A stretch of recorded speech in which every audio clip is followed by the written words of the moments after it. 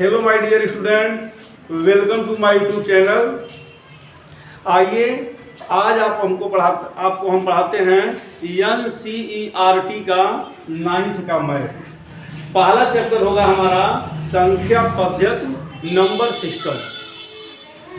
तो 9th का NCERT पढ़ा रहे हैं हम, जिसमें पहला चैप्टर है संख्या पद्धति नंबर सिस्टम, प्रश्नावली 1.1। प्रश्नावली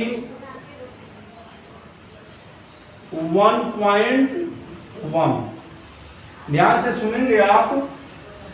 इसका पहला सवाल है, क्या शून्य एक परिमेय संख्या है?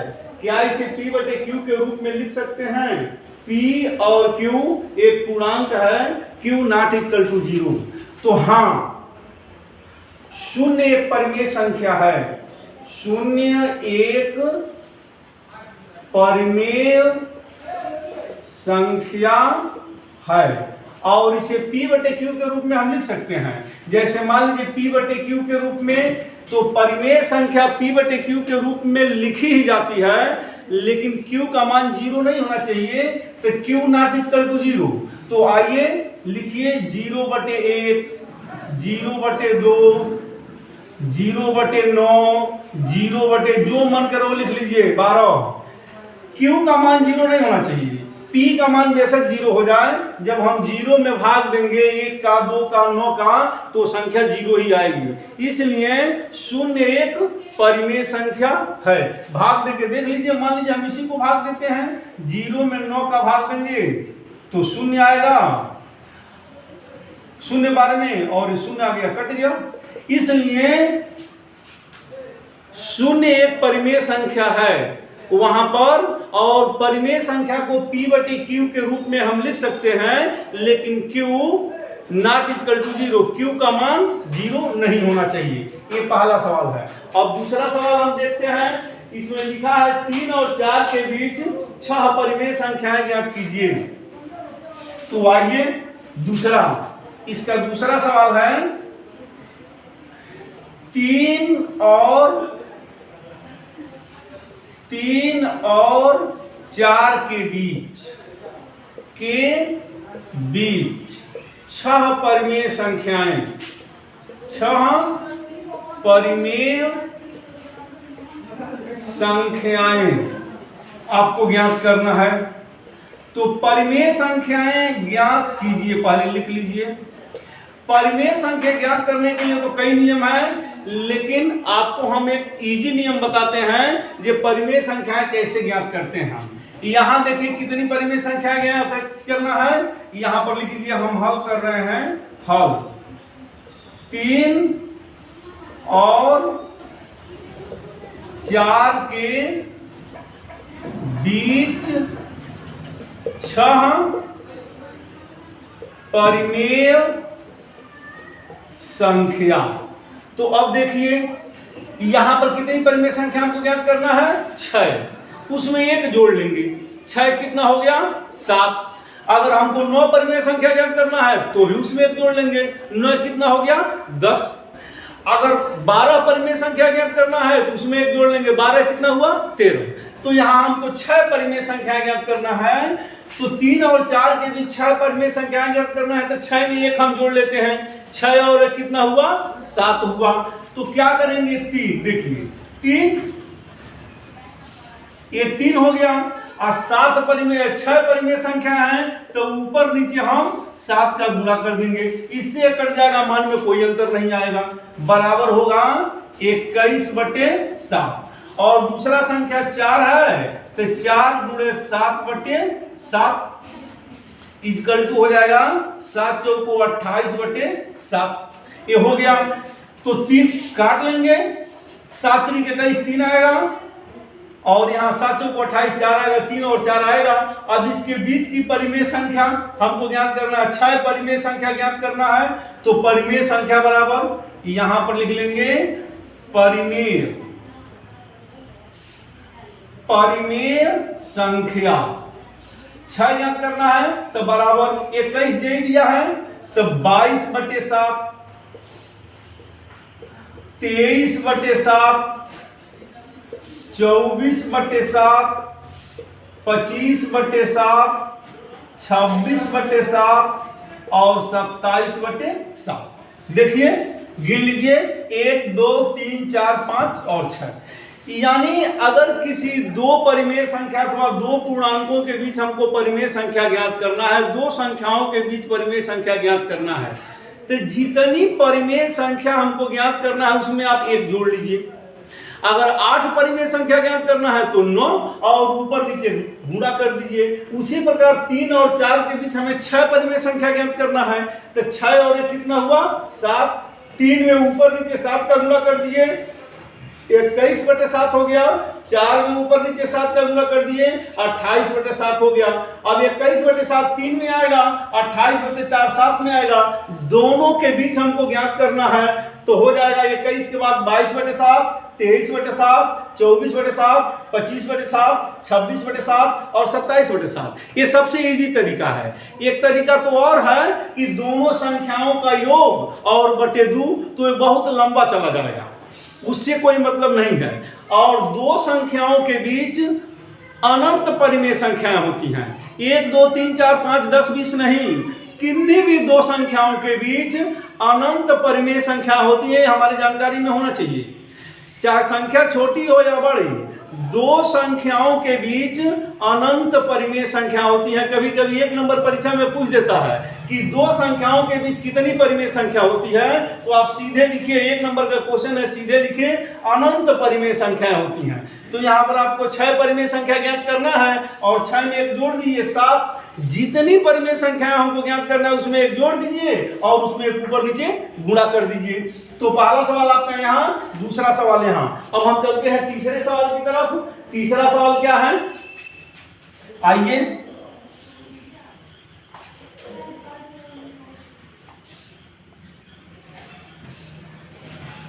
इसमें तीसरा सवाल है 3/5 और 4/5 के बीच 5 परिमेय संख्याएं ज्ञात कीजिए। अब देखिए तीसरा सवाल,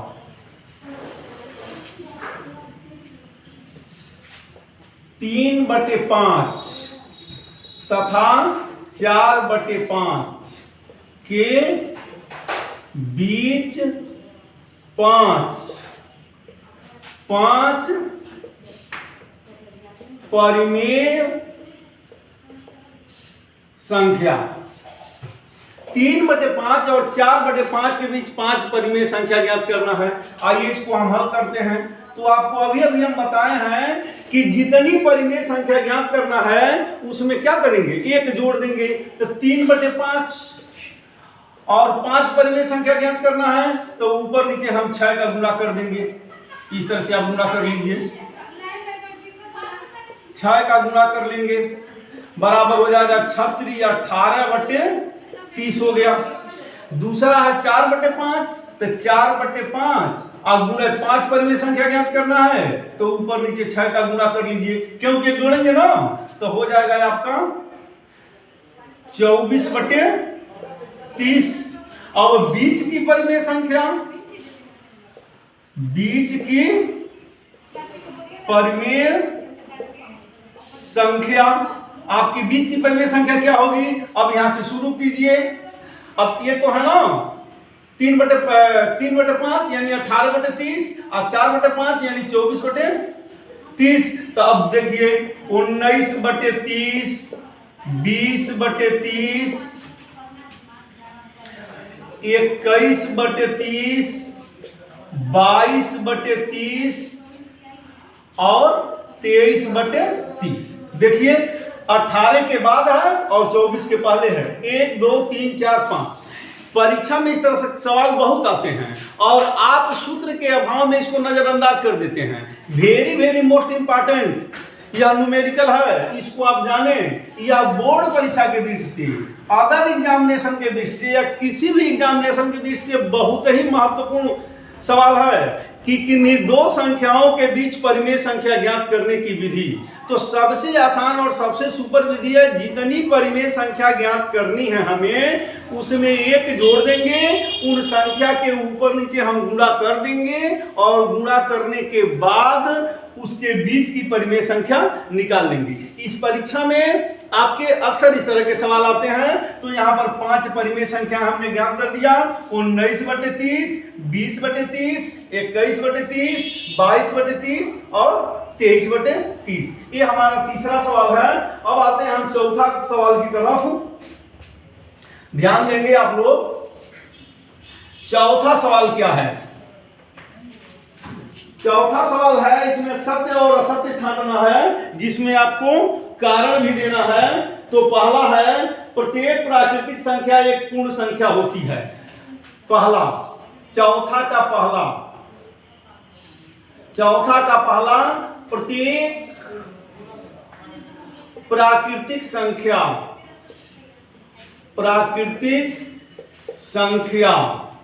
एक पूर्ण संख्या होती है। एक पूर्ण संख्या होती है, ये सत्य है। इसलिए कि प्राकृतिक संख्या 1 से शुरू होती है, 1, 2, 3, 4 सो आप पूर्ण संख्याएं 0 से शुरू होती है, 0, 1, 2, 3, 4। इस प्रकार क्योंकि पूर्ण संख्या 1, 2, 3, 4 सो से शुरू होती है, तो प्रत्येक प्राकृतिक संख्या एक पूर्ण संख्या होती है, क्योंकि पूर्ण संख्याओं का संग्रह ही प्राकृतिक संख्या कहलाती है। इसलिए ये सत्य है। अब इसका दूसरा क्वेश्चन है, ध्यान देंगे, इसमें दूसरा क्वेश्चन है कि प्रत्येक पूर्णांक एक पूर्ण संख्या होती है। प्रत्येक पूर्णांक एक पूर्ण संख्या होती है। ये आपका असत्य है। क्या है? असत्य। यह गलत है। प्रत्येक पूर्णांक एक पूर्ण संख्या नहीं हो सकती, क्योंकि -9, -4, -6 ये ऋण पूर्णांक है, लेकिन पूर्ण संख्या नहीं है। पूर्ण संख्या 1, 2, 3, 4 इत्यादि है। तो प्रत्येक पूर्णांक एक पूर्ण संख्या नहीं हो सकती। यह पूर्णांक भी है और पूर्ण संख्या भी है, और यह धन पूर्णांक भी है, लेकिन यह ऋण पूर्णांक है, पूर्ण संख्या नहीं है। तो माइनस की संख्याएं पूर्ण संख्याएं नहीं होती हैं, इसलिए यह सत्य है। और तीसरा इसमें देखेंगे हम, तीसरा क्या लिखा है? प्रत्येक परिमेय संख्या एक पूर्ण संख्या होती है। प्रत्येक परिमेय संख्या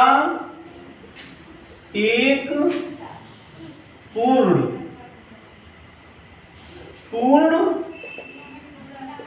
संख्या होती है। ये भी आपका असत्य है। ये सत्य नहीं है, ये भी असत्य है, क्योंकि 1/2, 5/7, 9/6 ये सब परिमेय संख्या है, लेकिन पूर्ण संख्या नहीं है। परिमेय संख्या P/Q के रूप में लिखा जा सकता है, लेकिन जहां Q 0 नहीं होना चाहिए, तो ये परिमेय संख्या है, भिन्नात्मक संख्या, अपूर्ण संख्या है। इसलिए प्रत्येक परिमेय संख्याएं पूर्ण संख्याएं नहीं होती है, ये सत्य है। इस प्रकार प्रश्नावली NCERT बुक के संख्या पद्धति के पाठ 1 संख्या पद्धति के प्रश्नावली 1.1 के सभी सवाल आपको बता दिए गए हैं। आप वीडियो में देखें, इसे समझें, सुनें और कई बार देखें, इसको लगाने का प्रयास करें, समझने का प्रयास करें।